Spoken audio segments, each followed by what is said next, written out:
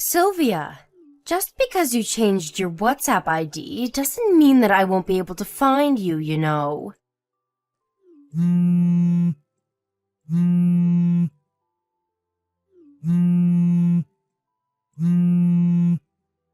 Sylvia, answer my calls. Hurry up, there's something really important I need to tell you. Huh? Who is this? I don't remember exchanging contact information with anyone recently. Huh? You don't even recognize your ex-wife you used to love? You're a failure of a man, Sylvia. My ex-wife? Is this Sarah? Yes, I got your WhatsApp ID from a mutual acquaintance of ours. Seriously, I had to give you a hint before you found out who I was? That's a bit too rude, Sylvia. It's like we didn't spend 4 years loving each other. But it's already been 8 years since we got divorced. I think it's only natural that I don't recognize you by text. Unless you tell me who you are first. Speaking of which, you really shouldn't start off your conversations with people like that. At least introduce yourself first, you know? What? I'm not here for you to give me a lesson on manners. I'm here because there's something important I need to tell you. Hold on. All your gibberish made me forget what it was. Alright, tell me when you remember what it is then. But still, to think that you'd contact me on my new WhatsApp account after all these years. Just what is it that you want with me? I can already tell that you're up to something. Huh? You're the one who's going to talk to me like that, like I'm the bad guy here?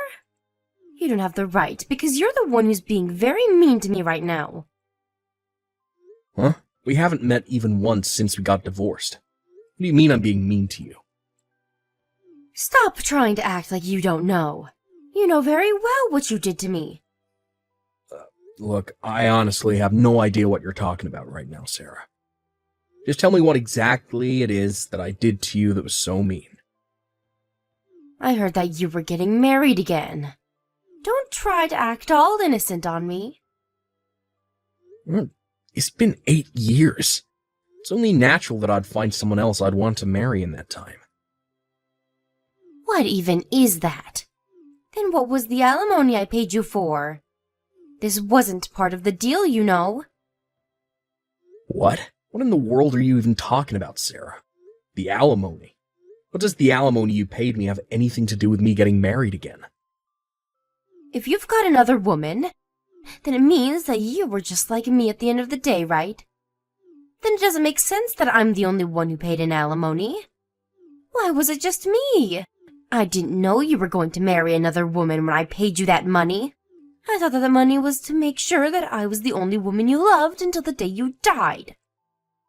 That's not exactly how alimonies work. Besides, could you please not make this sound like I cheated on you? That's what you did to me 8 years ago, and this is completely unrelated, because the person I'm going to marry soon is someone I started going out with after we got divorced. Unlike what you did to me, this isn't cheating. Don't put me on the same level as you, because I would never do something despicable like that. You're not doing anything despicable? And how exactly did you come to that conclusion? But you're doing something despicable right now as we speak. Huh? I don't see how you can consider what I'm doing on the same level as what you did to me 8 years ago. There's no rule saying that you have to love your ex-wife forever if she pays you an alimony. What even is that anyways? It makes no sense whatsoever. I'll explain it to you. You used to be married to me in the past, which that means you have a duty to love me for the rest of your life, right? Of course, I'm not going to be so unfair as to say that you only have to love me, and not the other way around, because I love you as well. What? You love me, but you started going out with another man while you were still married to me. Don't just pretend that what you did 8 years ago never happened. I told you over and over and over that the only one I love is you. But you're the only one who didn't believe what I told you and stole my money, divorcing me in the process. I told you already that that man was just a friend of mine, didn't I? But you kept insisting that I was cheating on you. What do you mean I stole your money? All I did was exercise my legal right as a husband who was cheated on.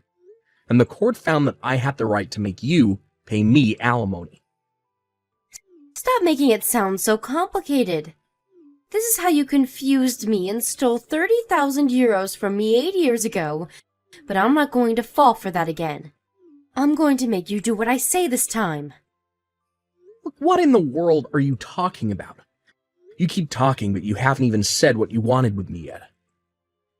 Give me back the 30,000 euros I gave you 8 years ago. Huh?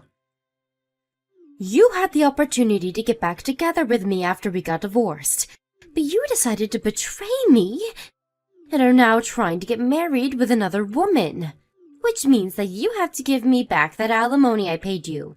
If you do that, I'll forget about how you were trying to marry another woman, and I'll let you marry me again instead. What in the world are you talking about? Huh? What do you mean, what am I talking about? Isn't it completely obvious what I'm telling you right now? Everything between you and me finished 8 years ago. Once we got divorced that day, we became strangers that would go on different paths in life. It's none of your business who I met after that and who I'm going to marry as well. I don't know what you think, but at least that's how the majority of people view things when it comes to divorces. I don't care what the majority of people in society or whatever thinks. And that's not even what I'm talking about. I'm trying to say that I don't understand what kind of thought process you might have trying to marry another woman when you're still in love with me. Which is why I want you to give me back that alimony I paid you 8 years ago. I'm sorry, who said that I still loved you? All my feelings for you completely evaporated when I found out that you were cheating on me 8 years ago. That's why we got divorced. Can't you understand even that? You're lying right now, right, Sylvia? Of course you still love me because I still love you. No, I'm not lying.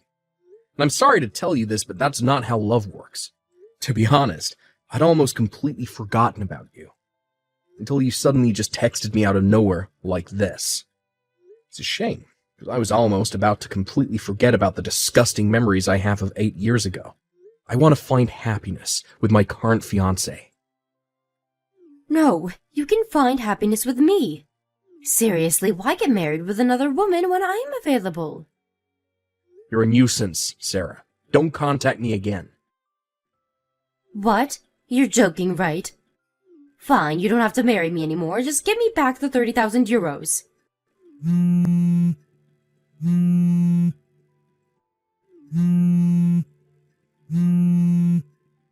Sylvia, answer my calls.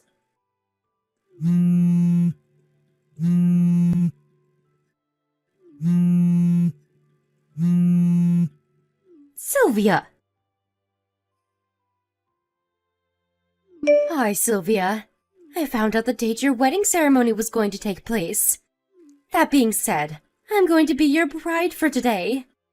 You see, I even prepared a wedding dress. I'll forgive those insults you gave me the last time we talked, because I know you didn't really mean it. Of course, on the condition that you choose me as your bride. If you want me to forgive you for insulting me, then you have to marry me again. Give me an answer once I enter the chapel, all right?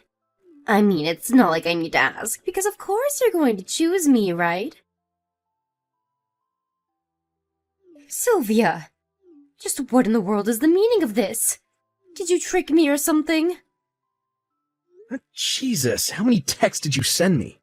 Hold on, what do you mean I tricked you? Huh? Tell me, but did you seriously not read the texts I sent you at noon? I didn't see them. I was on an international flight when you sent me those texts. And I only got off the plane now. Huh? An international flight? We're gonna have our wedding abroad, so I got on a plane from Haneda Airport. You're having the wedding abroad?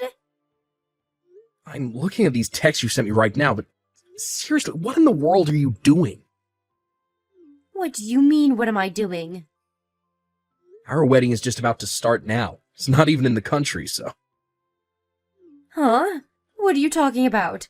The wedding ceremony is going to be today, right? I heard that you were going to have the wedding at YT Hotel. Well, yeah. We're gonna have our wedding at YT Hotel, but... So I was right. Which YT Hotel did you go to? Of course, the one in Tokyo. Why? Could it be the case that you didn't know that YT Hotel is an international chain with hotels around the world? Huh? The wedding ceremony we're going to be having is going to take place at a YT Hotel abroad. If I give you any hints, I get the feeling you'll come all the way here, so I won't tell you the country we're in, though. What? Don't tell me, but did those crazy texts you sent me earlier mean you barged into another person's wedding ceremony at the YT Hotel in Tokyo? So does that mean that I barged into someone completely unrelated's wedding? That's what I'm asking you right now. But judging by the text you sent me, it looks like you did. That's not our wedding venue, Sarah. You've got to be kidding me.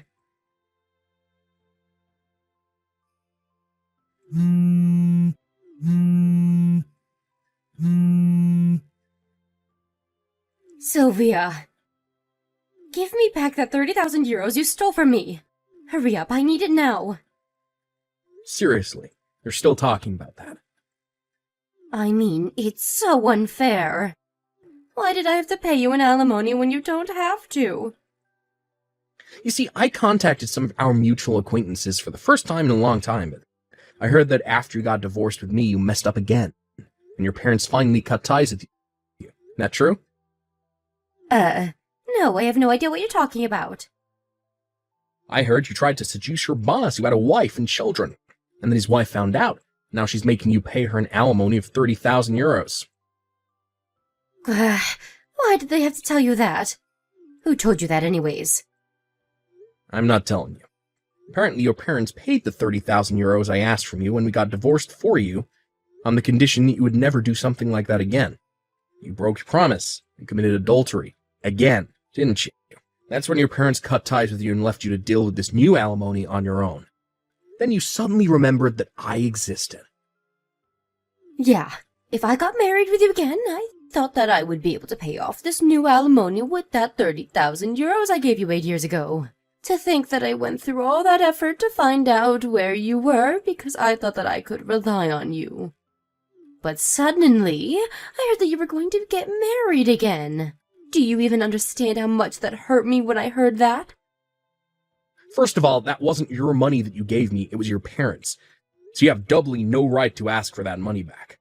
And second of all, everything between me and you already finished 8 years ago. If I'm going to be kind here, I can kind of understand why you'd feel interested in what was happening to me. After all these years, even though it is a bit annoying for me.